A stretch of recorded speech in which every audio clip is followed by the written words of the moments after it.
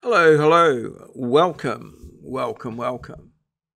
In this instructional video showing you how I have done a sketch of a little simple piece of detail and detailed it with dimensions and materials and what have you, is just to show you how I've gone about it. So I've chosen something very simple, and it's a detail on the stool of a bar stool in our kitchen, not in a bar, and it's essentially made up of 50 millimeter square steel section, just welded, with a little plastic cap on the bottom where it goes on the floor. So I thought I'd draw this up in an isometric view. So first thing I've done is create my little plan template. I think this adds a professional touch to things and makes it all look like it's been done by a professional.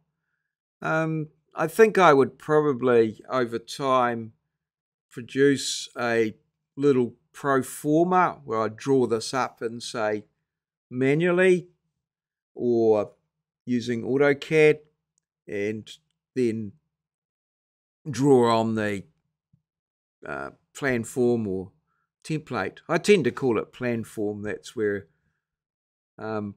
historically what I've called it.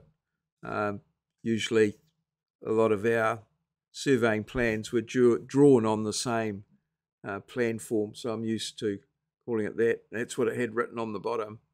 NS52, I think. This is a number just off the top of my head.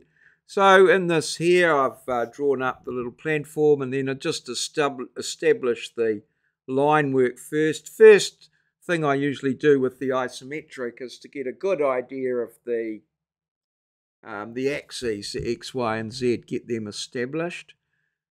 Don't tape the paper down to the board. By twisting it around, you can get it at the natural angle, and it's easier to draw parallel lines. I've purposely avoided using anything circular in this particular one, but that can be done, and we've practiced isometric circles and things throughout the course.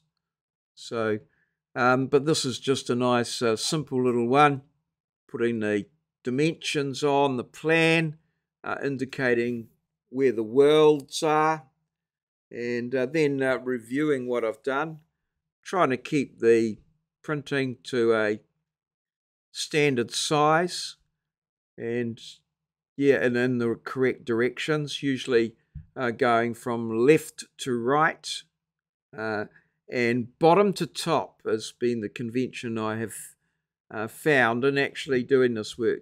To me, it was with it just being consistent, but it would appear that for the mechanical engineering technical type situation, it's the bottom to top is the way to go.